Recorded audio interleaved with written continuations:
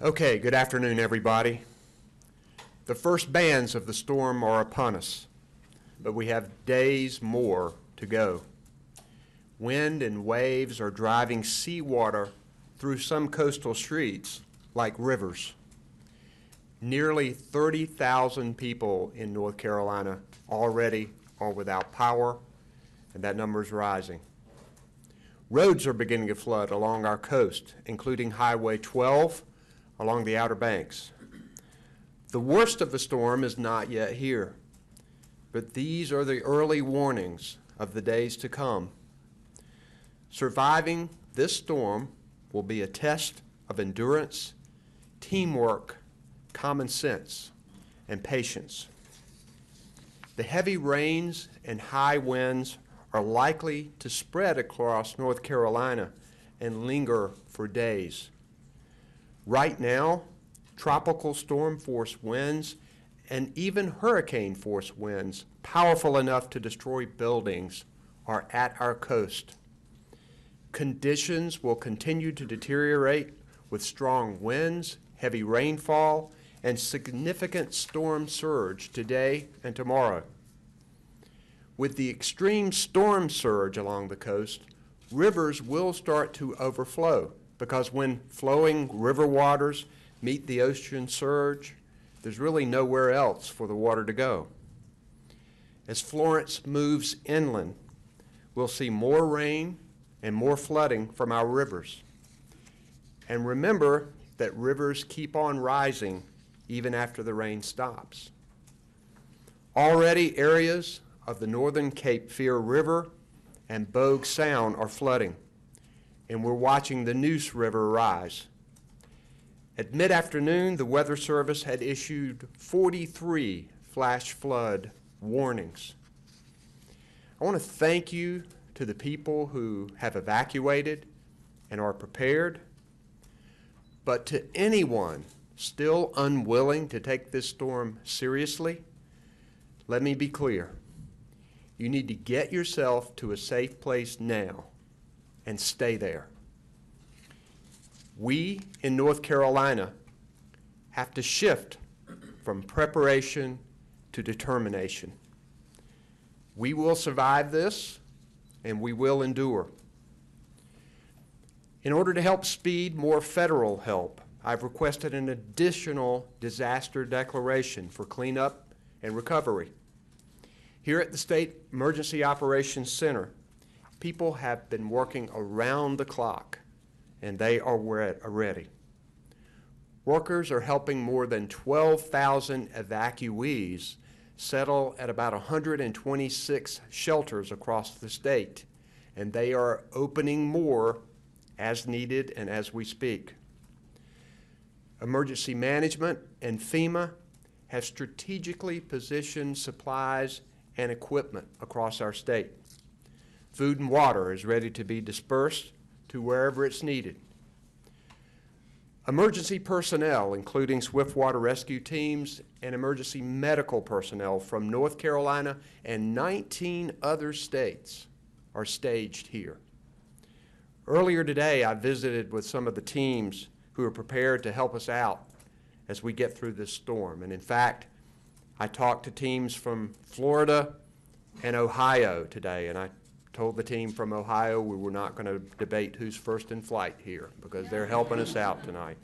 And I'm grateful to each and every one of those people. It's gratifying to drive through central North Carolina and see utility trucks, earth movers, and rescue vehicles sitting there ready to go.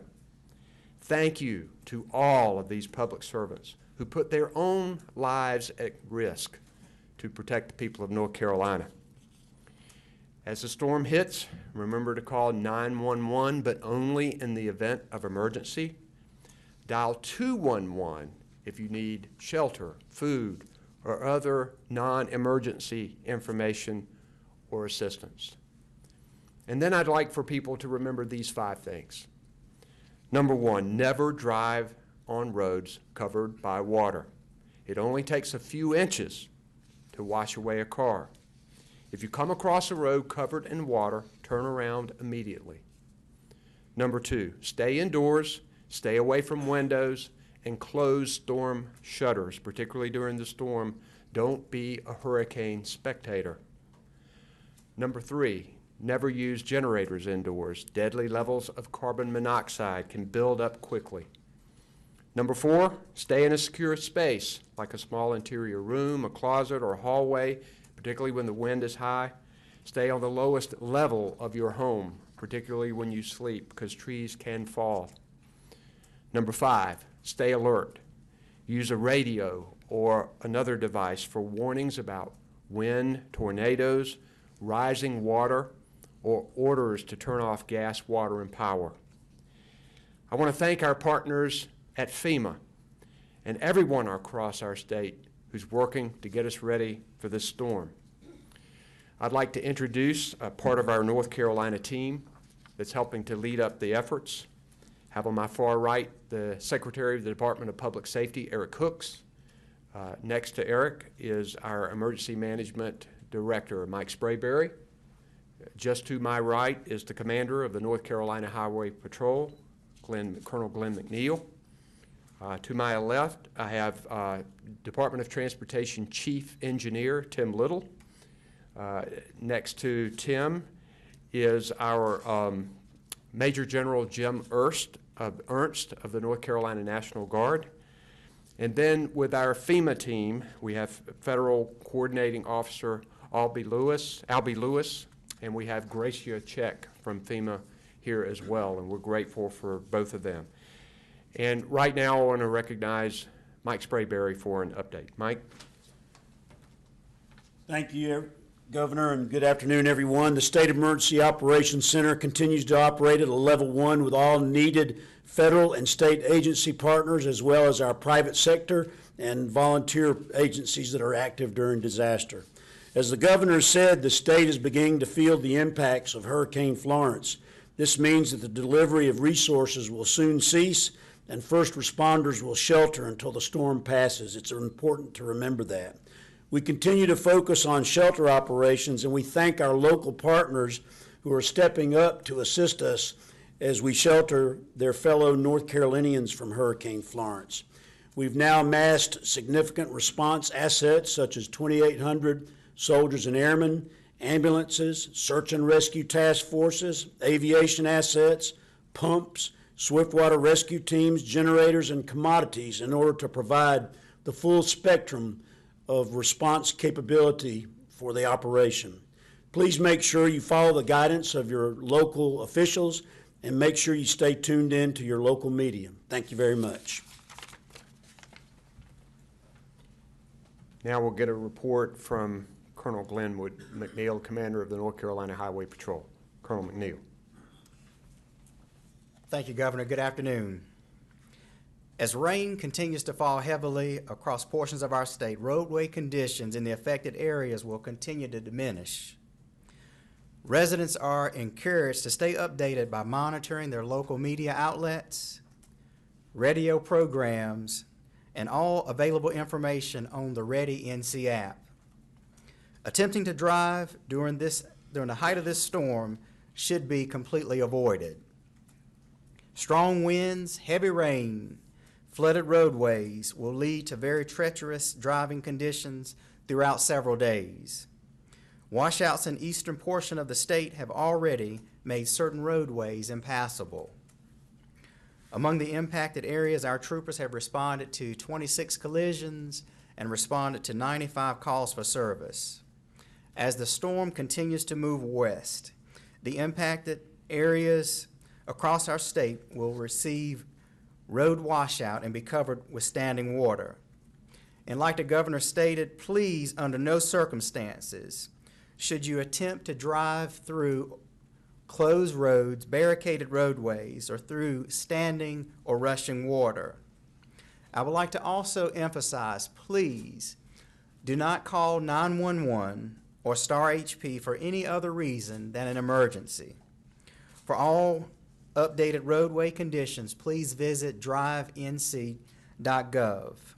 Thank you. Thank you, Colonel. I'll now recognize Department of Transportation Chief Engineer Tim Little for a report from Transportation. Thank you, Governor. Good afternoon, everyone. As the Governor alluded to earlier, the closures across the state, road closures are going up. We do have a report of downed trees beginning in the eastern part of the state as well. DOT stands ready to deploy resources across the state with reserved hotel rooms so we can move resources around as need be. And also we're developing options for detours on some of our major routes that are going to become flooded. We're very knowledgeable with this because of historical data as well as some modeling that we can do as well. Also, we developed flight plans for our photographics unit to take photographs on key impacted roadways across the state, which will help with our recovery efforts. And also, I'd like to say after the storm, please let us do our assessment. Our assessment is very key to deploying those resources, and also asking for additional resources from our contracting community. And also be very cognizant after the storm is over, if you have to get out, be aware of our employees that are working in these roadways. And lastly, I'd say thank you to the many great men and women of DOT across the state that are working very hard to protect everyone in this room and across the state. Thank you. Other members of our team here are available for questions. This is a challenge to our resources. We know that most areas of North Carolina are going to be impacted by this storm. We know that it's going to even hit the western part of our state, and we know what kind of damage that heavy rains can cause in our mountain areas. But we're ready for this, and we're ready for your questions.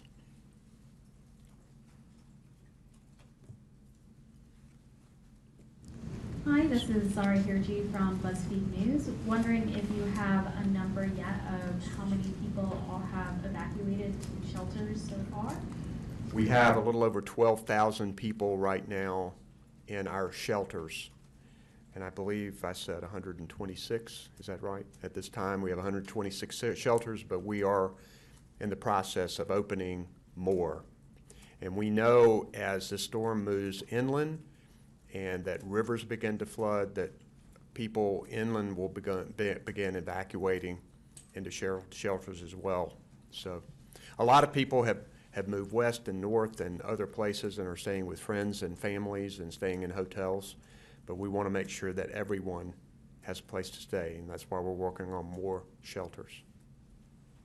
Governor Jeff DeBeer with WUNC Radio. I wanted to ask you an update on the number of North Carolina National Guard troopers that have been activated, and also, I guess, if you can you differentiate between those that have been activated and those who are in a position, or a go position right now? We have 2,800 National Guard troops that have been activated and are ready to go, but we have even more in reserve who understand that they could be called to active duty. And I might recognize Major General Jim Ernst to talk about the situation that we have with the military right now, which we have decided to deploy because we think it's important. So, Jim. Sir. Thank you, Mr. Governor. Like the Governor said, we have 2,800 soldiers that have been activated for state active duty. Right now, we have about another 1,000 that are on a 5-day recall after the storm that we can bring in immediately. And in addition to that, we have a partnership with the Title X forces at Fort Bragg, and we're having 40 high water vehicles brought to us, so it's a total team effort to support the state of North Carolina. Okay. Just one follow-up to clarify. Yes, sir. All 2,800 are in a position right now that they're at a center, or they're... Yes, sir. Well, all okay. 2,800 that we have on state active duty now are in position at armories or at staging centers. Predominantly, they're west of I-95, so as soon as the storm passes, they'll be ready to move. Any further questions? Okay, thank you. Hi, Michael Highland from CBS. This Title X agreement is important because they're going to have significant resources with high water vehicles to be able to get resources out. We know there are going to be a lot of flooded roads, so that's one of the reasons why we did this. Yes, sir. Sorry about that. No problem. I just had a question regarding the additional shelters. Are you looking to open up some of those, perhaps more so here in the Triangle, so people aren't having to travel long distances to find a place to go to? Yes. Yes, they're working on more here in the Triangle as well, and we may see a number of additional mega shelters as well. We have one mega shelter open at Lawrence Joel Veterans Memorial Coliseum in Winston-Salem. We thank Wake Forest University and the community there for helping us. Other questions? Just to back off of that, Governor, do we have a sense of how much unmet demand there is for shelters, or unmet demand due to geography and just travel distances? I know that some people have, that some shelters are full, that people have gone to, and the shelters were full, but they have found other shelters that were open, but we think there's going to continue to be more. I don't think we can put an exact number on it. We just aren't sure how many are going to need it, but as long as there is continued demand, we will look to continue to open shelters. And we're grateful to our local partners, because there are a number of a number of counties that have opened their own shelters, and we try to coordinate all of that effort. Any other questions? Yes, sir. Sorry. Yeah. Yes, sorry. Sure. Hey, Governor. Patrick Ruckworth, Reuters. Just looking at the map of the rainfall in around Wilmington, 20, 30 inches. I think Matthew, if I have it right, some of those areas was maybe 20. I mean, it looks like some of these areas are going to get 10 inches more rain than even 2 years ago. I just wonder if you have any sense of, you mentioned people on rivers, riverways being aware that flooding. Do you think that message has reached people that this could be more of an inland flooding event than you have seen in the state? We've been saying every day, almost for a week, that this is an historic storm, and that we are worried about two things as much as any. One is the ocean surge, which is going to contribute to our inland flooding because it's blocking the rivers from being able to flow out into the ocean, and the rivers spill over the banks, in addition to the significant and historic rainfall that we're about to have. So we've been saying this for days and days, that, and I think our local governments have done a pretty good job, particularly with our mapping, in trying to tell people in low-lying areas that flooding's coming. And matter of fact, I was looking at some communities that I had been to that had been flooded before and were surprised that they were flooded, and they had to be rescued out of rushing water. Those people are gone now, have evacuated, and there are a lot of places like that across the state that have evacuated. And you know, we are concerned that there may be more people who aren't leaving in areas where they should, and that's why I continue to tell people that they need to get to a safe place and get to it now, because our flooding issue is only going to get worse. We're going to come and do these briefings a couple of times a day, and each day we're going to have more areas that have been flooded. Thank you. Joe Renison with the Financial Times. Obviously there's been an awful lot of preparations already. Do you feel like you have all the resources that you need at your disposal? Is there anything else you would like to have prepared already, or would like to still prepare before the sort of brunt of the storm hits that you have not been able to because you do not have the resources that you need? I believe that we have the resources we need to meet this crisis. We know, though, that we are in the early days and that we are going to need significant resources for cleanup and recovery. So I think we are ready for this response to emergency. I think with all of the rescue teams that we have in place and all of the shelters that we're setting up, I think we can get through this initial part of the storm. But as every day goes by, I think we can all see the significant challenges ahead of us for debris removal, for cleanup, for repairing roads and bridges and infrastructure and getting people back in their home. One thing we've learned is that the challenge of affordable housing is great even without these storms. And when you look at inland flooding, the people who can afford it the least often get hit the most. And that's one thing that's concerning and frustrating about all of this. But we will need significant resources at that point. We just don't know the scope of that right now. just as a follow-up as well, you mentioned over 12,000 people that have already been evacuated. No, there have been significantly more evacuated. There are a little over 12,000 people in our shelters. Okay. But there's probably 750,000 up to 1 million people who have evacuated from areas. That's a big difference. Yeah. Yeah, there's a difference here. Thank you. Right? That's great. Yes, All sir. right. I wonder what happens to those people after the storm, and whether there is already a plan in place for those people after the storm. Obviously, they're in shelters now, but if roads are closed, if roads are blocked, if their homes are destroyed, if all of those things happen as a result of this storm, what happens to those people? We will work closely with our FEMA partners to help people whose homes have been destroyed or people who can't get back into their homes. Obviously, they'll be in shelters for a while, but we'll have to find other temporary housing for people, hotels and other places for them to stay. A lot of people work on their own to go and stay with family and friends for a while, but the issue of temporary housing after this storm is over is one of the challenges that you asked me about earlier. Do I have the resources that we need?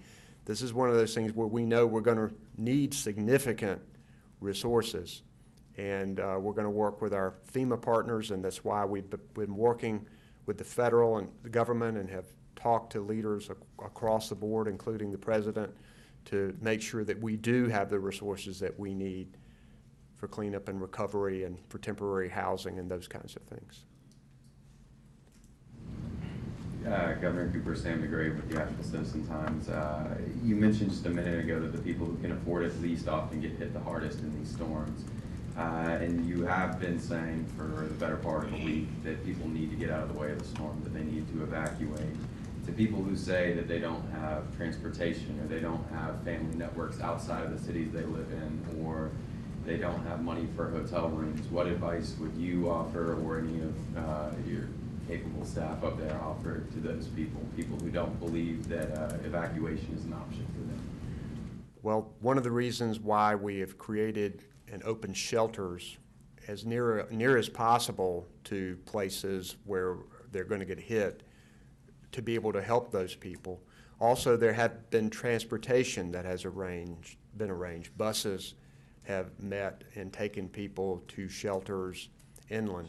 It's getting late in the process right now because now the storm is upon us and it's getting dangerous for anybody to go out and to leave. So you want people to hunker down and stay safe where they are. If they are in an area where they need to evacuate, then they should try, depending on the circumstances. Do you have anything you want to say about that? Yes. Okay. Any other questions? So are we doing Noel at 11 in the morning? Is that what we're doing? Okay, we'll do an 11 o'clock briefing in the morning. Thank you very much.